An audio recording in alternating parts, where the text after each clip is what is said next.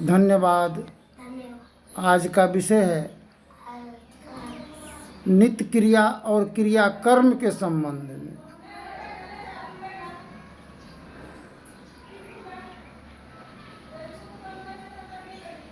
गुरु महाराज की वचन है, गुरु खोलिए वज्र कपाट,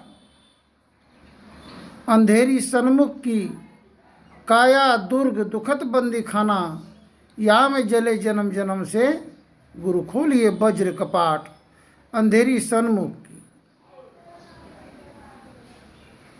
आँख के आगे अज्ञान का अंधकार पड़ा होने के कारण मानव अपने आप से ही अस्त और व्यस्त है।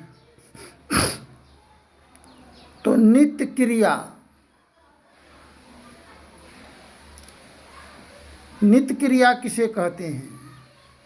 जिस प्रकार सवेर में जग जाते हैं, अपने घर की गृह कार्य से संपन्न होकर के स्नान करते हैं, स्वच्छ जाते हैं और पवित्र वस्त्र पहनते हैं, ताकि गंदगी वस्त्र नहीं पहने, ताकि मन में गंदगी न प्रवेश करने पाए। उत्तम भोजन खान पान की व्यवस्था उपलब्ध करते हैं। माता पिता तथा धर्म पत्नी पुत्र की उत्तम दायित्वों की निर्वहन करते हैं, ताकि मेरा बाल बच्चा बदचलन नहीं हो जाए। एक चरवाहा के समान निगरानी और पहरादारी करने का उसे कहते हैं नित्य क्रिया, ताकि माता पिता परिजनों को कोई आघात और तकलीफ नहीं हो। सभी को यथासंभवतः सहानुभूति व्यक्त करने पाएं, ताकि हमसे किसी को दिल में तकलीफ और आघात न पहुंचने पाए। उसे कहते हैं सत्य व्रत में आप हो अभिशाप क्या करे, गुरु हरि चरण में प्रीत हो युग काल क्या करे। कछुए की दृष्टि हो जंजाल क्या करे, दीर्य भजन धन खास हो निराश क्या करे, गुरु हरि चरण में प्रीत हो युग काल क्या करे। तो नित्य क्रिया और कर्म क्रिया, कर्म क्रिया जिस प्रकार धर्म पत्नी है, उसके साथ प्रेम संबंध विचार के अनुकूल चलना, यह कर्म क्रिया है। सेवा टहल करना, यह काम कर्म क्रिया है। आज्ञा का पालन करना, अनुसरण करना, यह कर्म क्रिया है। अगर गृह कार्य में किसी प्रकार की कोई कहीं त्रुटि फूटी है, उसको संपन्न करना, इसे कर्म क्रिया कहते हैं। कर्म करने का अधिकारी पुरुष है और धर्म की अधिकारी स्त्री है। धर्म किसे कहते हैं? दया को धर्म कहते हैं। दया धर्म नहीं तन में मुखरा, क्या देखो दर्पण में, यह मिट्टी की काया को मलमल कर धोया, कभी न झांका मन में मुखरा, क्या देखो दर्पण में। कोई पुत्र पिता पर माता पर बरस पड़ते हैं, आघात पहुंचाते हैं। क्यों होता है ऐसा? कोई पुत्र वधू अपने ससुर पर जलील करने की कार्य करती है बेवजह। आखिर इसके पीछे की राज और रहस्य क्या है? समाधान निवारण हेतु संत महापुरुष भिन्न भिन्न नामों पे अनुयायियों द्वारा मतों में पृथक ज्ञात होता है, परंतु मोटी और बाहरी बातों को हटाकर विचारा जाए एवं मूल एवं सार विचारों को ग्रहण किया जाए तो यही सिद्ध होगा सभी संतों का एक ही मत है। वह मत है क्या? सभी के साथ में अपने दिल को जो अच्छा लगे सभी उसी प्रकार व्यवहार करना चाहिए। मत यही है। एक छोटा दृष्टांत है। एक पुत्र पत्नी के रहते हुए और दूसरे के पत्नी पर दिल लगा बैठा और यह सोचा मन में किसी न किसी तरह से इसके पति को जलील और विवश करके मोहताज बना करके ताकि पागल होकर के अपने आप को दम तोड़ दे। इसके पत्नी के साथ में हम सहवास करेंगे अपना पत्नी रहते हुए। तो पिता पुत्र को कहा, ये तुम तो नरक के भागीदार बनने की जा रहे हो, इस पर रोक लगाने की काम किए, दंड देने का काम किए। तो जो पुत्र पर स्त्रीगामी होने की व्यवस्था में लग जाते हैं उसको मति भ्रष्ट हो जाता है। वो पिता और माता को प्रहार करने में और मारने पीटने में देर नहीं करता है। या शराब पीने के लिए मना किया जाए तो उसमें भी वह टूट बरस पड़ता है माता पिता पर। पुत्र वधू है, घर की गृह स्वामिनी, अगर हो सकता है उसको भी अनैतिक संबंध किसी से अगर हो जाए उस पर भी गार्जियन उस पर रोक लगाने के काम कार्य करते हैं। पुत्र को कहते हैं, पुत्र को कहने से क्या लाभ, वह तो दूसरे स्त्री में मन लगा है, क्या सुनेगा वह। फिर भी पिता पर ही प्रहार बरसाना प्रारंभ करते हैं। पुत्र वधू को अगर कहा जाए तो गृह स्वामी ससुर पर भी उल्टा उस पर दबाव बनाने की कार्य करते हैं, जिसके लिए शासन प्रशासन इस समस्या को निवारण और समाधान करने में असमर्थ होते हैं। परख नहीं होने के कारण आखिर दोष किसका है? सपने हूँ नहीं पर दोष निहारो।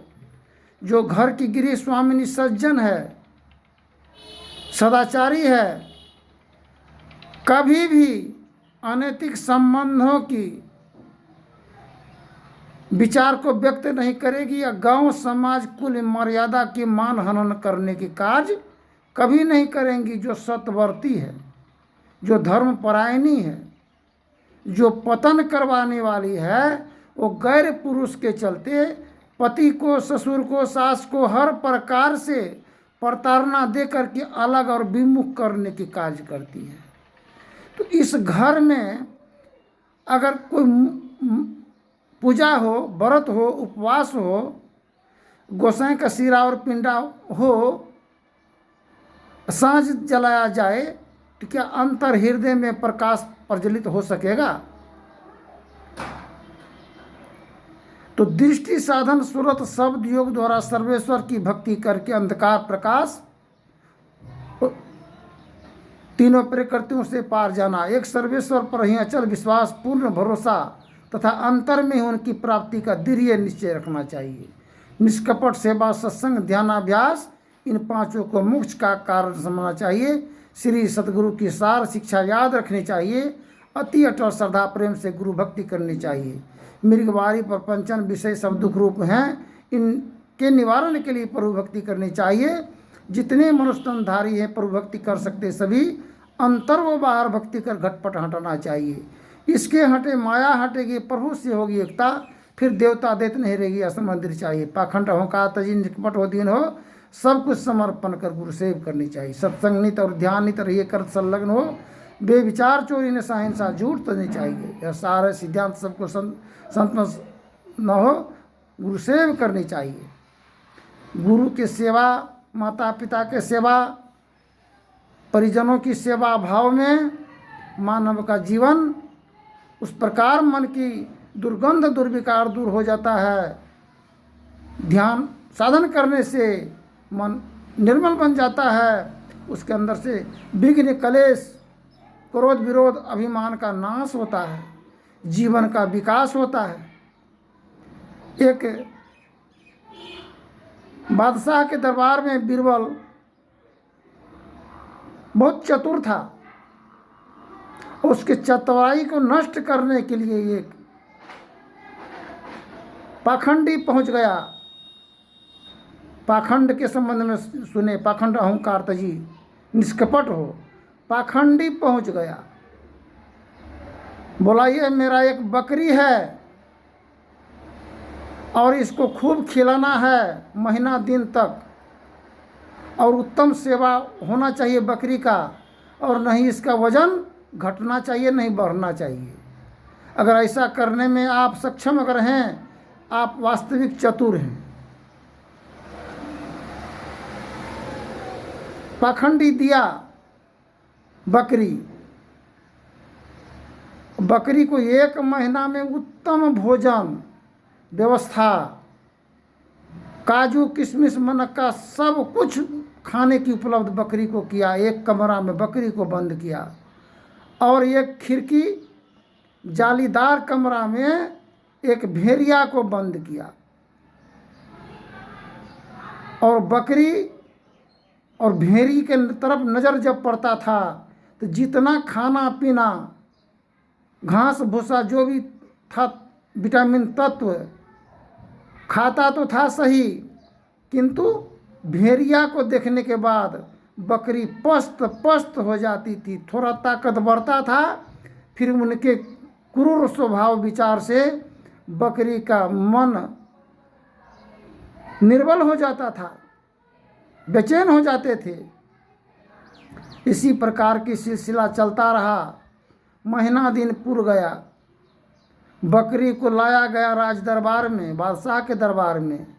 बकरी को वजन किया गया, और जितना ही बकरी का वजन पहले था उतना ही वजन रहा, नहीं घटा और नहीं बढ़ा। इस पर पाखंडी बोला कि नहीं, इसमें कोई जरूर चाल है। इतना खाने पीने के बाद बकरी का वजन बढ़ना चाहिए, इसका मतलब खाना पीना की उपलब्ध नहीं हो किया जाता था। फिर ला करके घास उस दिया, फिर भेड़ी को ला करके सामने पकड़ करके रखा, फिर बकरी वो घास खाना नहीं चाहा, वो भय और डर के कारण। ठीक इसी प्रकार हम लोग के जीवन में दशा और दुर्दशा है। घर में गृह स्वामिनी को लाते हैं, पुत्र वधू को लाते हैं। खाना पीना तो सास ससुर और के द्वारा उपलब्ध होता ही है। उत्तम उत्तम व्यवस्था और गहना जेवरात आभूषणों की कोई कमी नहीं होता है, किंतु पतिदेव दानव और भेड़िया के समान नशाबाज हो और उनके क्रूर विचार से दहशत में पड़ करके गृह स्वामिनी पुत्र रत्न को भी प्राप्ति जन्म देने में असमर्थ होती है, जिसके द्वारा परिवार ऑपरेशन किया जाता है। गाय माल बकरी को जो होता है, खसी पठा बछरू को जो जन्म देते हैं, उसके लिए कौन अस्पताल खुला हुआ है? ऑपरेशन के लिए। घास खा करके वह बछरू को जन्म देती है, दूध देती है, और हम लोग इंसान उत्तम उत्तम भोजन ग्रहण करने के बावजूद भी पत्नी के प्रहार से पति तबाह हैं, और पति के प्रहार से धर्म पत्नी तबाह हैं, और माता पिता घर के परिवार में दहशत का माहौल बना हुआ है। तो कैसे सत्संग होगा और कैसे भजन होगा? इसलिए कि सठ विकार की हर घड़ी, उठत होत न अंत, इन्हें लहरों की असरते, गई सुबुद्धि खोई, प्रेम दीनता भजन संग, तीनों बने न कोई। फिर आगे के प्रसंग में बोलेंगे। धन्यवाद। जय हिंद, जय भारत।